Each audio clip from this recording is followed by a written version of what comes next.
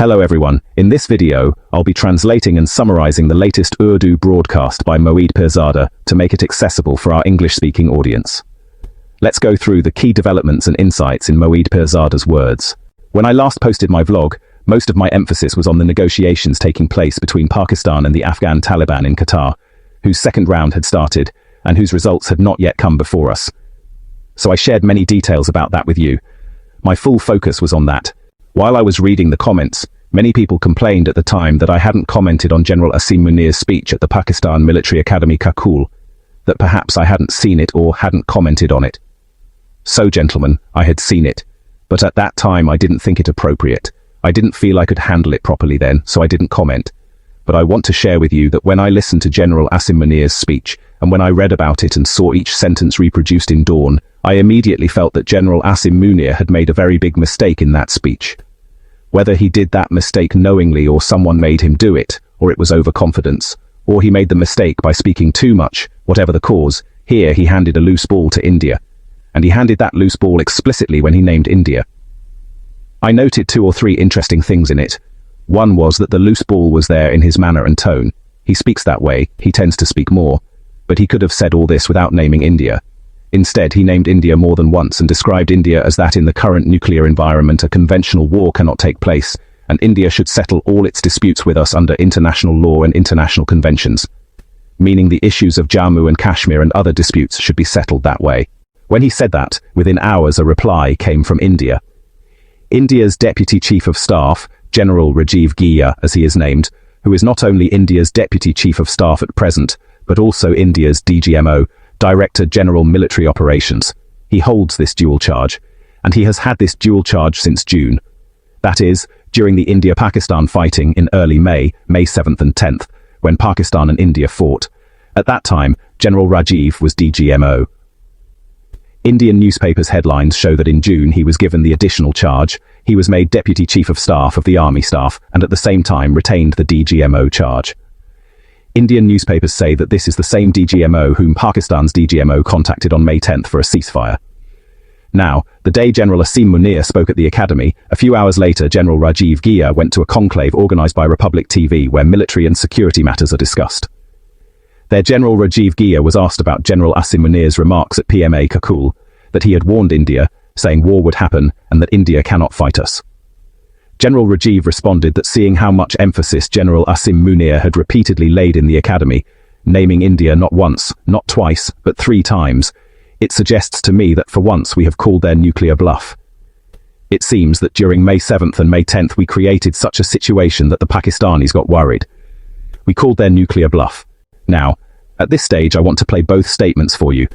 First, General Asim Munir's statement, which I believe is about 15 seconds. I want to present those 15 seconds to you, his words, his tone and manner. To show how he named India, I advise and formally question the Indian military leadership that there is no space for war in a nuclearized environment. Settle core issues with Pakistan as per international norms on the basis of equality and mutual respect. Now you have heard General Asim Munir.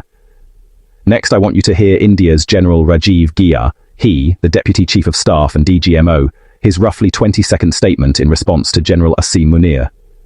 Now the very fact that the Academy in Pakistan repeatedly speaks about this aspect suggests to me that for once we have been able to call their bluff, and therefore there is definitely concern on the other side as far as this matter is concerned.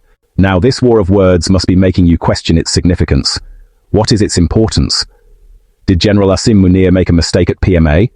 Did he say it knowingly, and why did he say it? On the other side, what is the significance of the Indian general's response? It is very significant, because Pakistan's entire doctrine says 2 things. There are 2 aspects. The first aspect is that Pakistan's position is that we do not give a guarantee of no first use of nuclear weapons. Pakistan maintains strategic ambiguity. It says that if we get trapped in a conventional war, because our conventional enemy is much larger than us, if our existence is threatened, our forces are threatened, territorial loss is threatened, if we get cornered, we may use a nuclear strike on the enemy. In that case, the defined enemy is India. India's nuclear doctrine, on the other hand, says it will not undertake a first nuclear strike. However, there has been a continuing voice in India over the past few years arguing that India should change its strategic clarity and move to strategic ambiguity. that India too should say it could do a first nuclear strike. That is one aspect. The second aspect is Pakistan's position that General Asim Munir repeatedly reiterated at PMA, and if he didn't repeat it deliberately, then he should fire his speechwriter. But let me explain a little more about what confusion or cunning might be involved. Pakistan's position is that any war in this nuclear theatre, where a nuclear overhang exists, cannot be a conventional war for long. If such a war happens, the escalation ladder could never be controlled. It cannot be managed. Such a war will inevitably move toward a nuclear threshold. This is the very thing that happened in May 7th and May 10th, when what happened between Pakistan and India, the skirmishes, the fighting, the 4 days of operations and counter-operations, ended when Donald Trump's NSA corresponded with Pakistan's NSA and Marco Rubio's team in the US. The communications, which a brilliant piece in the New York Times later published, showed how the Pakistani side informed the American side that because an attack had been carried out on Chaklala, or an attack related to Chaklala was reported, Pakistan feared that their nuclear command could be targeted. India was bringing pressure, therefore Pakistan felt that their nuclear threshold, their red lines, had been crossed, and the matter was moving toward the nuclear threshold. So Pakistan at that time invoked the nuclear threshold. Thus, Pakistan's position is that the nuclear threshold cannot be controlled. Things could slide that way. Now, what is the Indian general saying?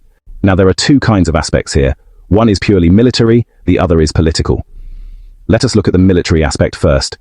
On the military aspect, the Indian generals are largely correct. Pakistan's military and much of the media politico complex overemphasize the nuclear issue, saying it will go nuclear. What we observed during May 7th and May 10th was that Pakistan's stated position was that the danger of a nuclear war existed, and until Pakistan invoked the nuclear card, because Pakistan says, and Pakistan has thanked Donald Trump at least 30 to 40 times, and the world was told by Trump perhaps 40 times that he saved millions of people, that he prevented a war. So the intense 4-day war was de-escalated with American help. Pakistan cannot deny that help was sought, because Donald Trump claimed repeatedly that he had prevented a big conflict, and Pakistan's Prime Minister and Army Chief thanked him many times for stopping the war. This means the 4 intense days of battle were before Pakistan felt the nuclear threshold danger. Where there were 4 intense days, there could have been 6. Without Trump's intervention, it could have gone to 7 or 8 days. So what General Rajiv and the Indian side conclude is that a very intense war was possible. They could have inflicted massive damage on Pakistan, and they could have operated below the nuclear threshold and still done it. But when you look at General Rajiv's demeanor, tone and manner, he seems educated, smart and all that. However, he is not as shrewd as Pakistan's army chief because Pakistan's army chief is more of a politician than a general. He has earlier outplayed India, and again I suspect that this was not a mistake. This is not a blunder. General Asim Munir deliberately included those lines in his PMA speech. He wanted India to respond. That was a deliberate loose ball. The Indians have once again fallen for it. So far, I think their political leadership has not been trapped in this. They probably did not give a political level response. So the Indian general gave the response when questioned. Because General Asim Munir wants a tense atmosphere with India, which helps Pakistan's politics greatly. It serves their domestic politics. He issued a very tough statement, and a similarly tough statement came back from the other side. Unless the Indians themselves decide to flag it as a false flag operation or an operation they did, I very much suspect they might want to do that. Because they want Operation Cinder 1, Operation Cinder, their overall military reputation will be talked up a lot. Hundreds of times they have been saying we caused devastation in Pakistan. They keep escalating the numbers. 8 became 12, 12 became more. The number of downed PAF jets, they claim they shot down 12 jets. So they keep increasing the claims. They say we destroyed 11 bases, destroyed 12 ships, did everything. But India's strategic balance that it had imposed on Pakistan since 1971 has been disturbed. Inside the Western world, and also within the Middle East or Saudi Arabia, all these people are observing that by just holding on, simply holding on to India, Pakistan's military has displayed its strength. This is the paradigm that the Indian military must challenge. Therefore, I understand that just like the academic I mentioned earlier, Aqil Shah, the threat of another war and Operation Sindhu 2 is very real. It's likely that General Asim Munir will not initiate it. The Indians might initiate it. They might conduct a false flag operation in Pahalgam. I'm not saying it's a false flag, but after that, the Indians could create a situation where they get a chance to fight Pakistan. Clearly, this is part of their strategic thinking right now. But this recent appointment of General Asim, This seems to me to be purely a political thing. Now, I want to share something big and interesting with you that many Indians repeatedly fail to understand from the Pakistani side. Within the next 10 to 12 days, if General Asim Munir's notification for the next 5 years is confirmed, meaning he gets the full tenure until 2030, then you will see streams of milk and honey flowing between Afghanistan and India. General Asim Munir will become a major peacemaker in South Asia, possibly with Donald Trump's help. I believe Donald Trump and General Asim Munir together will be seen offering India a very strong peace deal. Now, moving to Doha, after the second round of talks, there was a major positive development. You see, a complete ceasefire was announced from Pakistan's side with Afghanistan, and both countries acknowledged Turkey and Qatar's involvement, which was a new development, because earlier Turkey wasn't mentioned as a participant. Pakistan and Afghanistan both thanked Qatar and Turkey. This declaration came from our Defence Minister, Mr. Khawaja Asif. Then it was welcomed by Pakistan's Deputy Prime Minister and Foreign Minister, Mr. Ishaq Dar.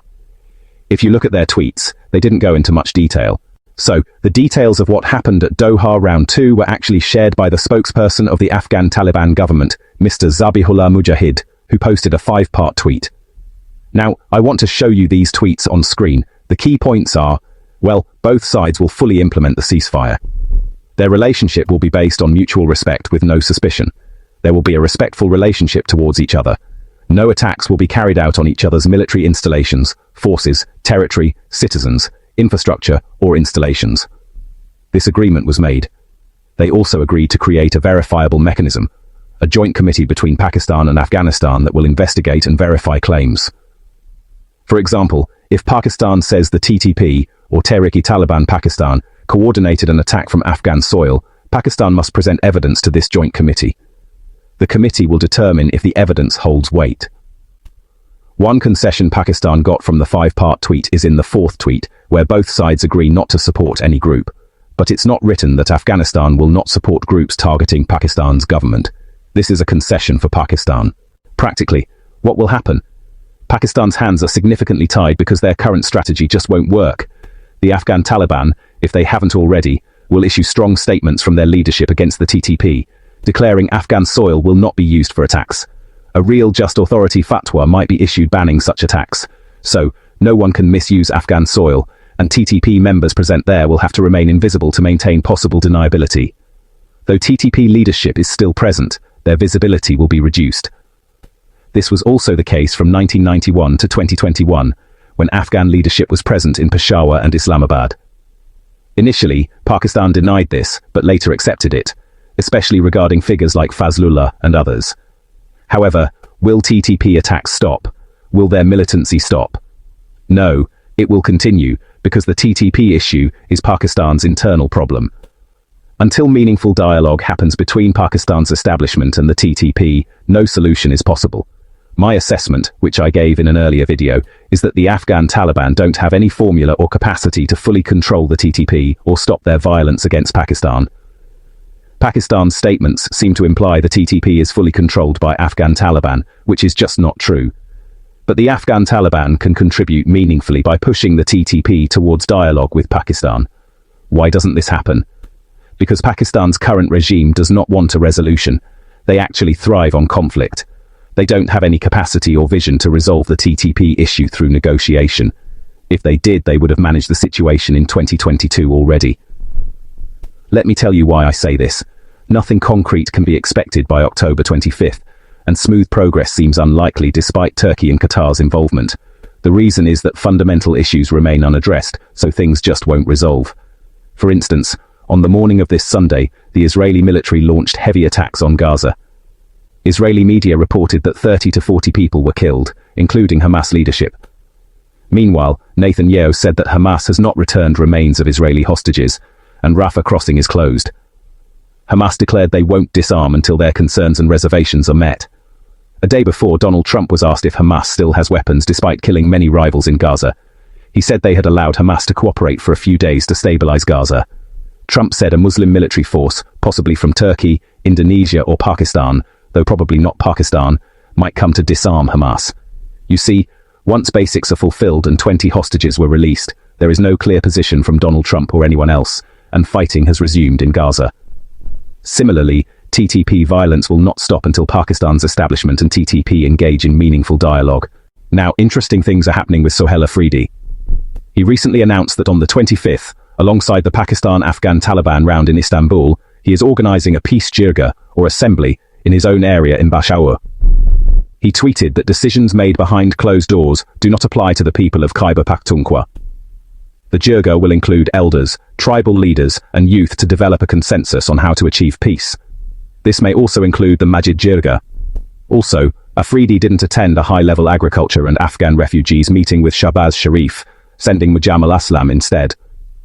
He apologized on Twitter, explaining that he was not allowed to meet Imran Khan, who he wanted to meet for legal and constitutional reasons to discuss cabinet formation and provincial issues, including Punjab, energy, and governance.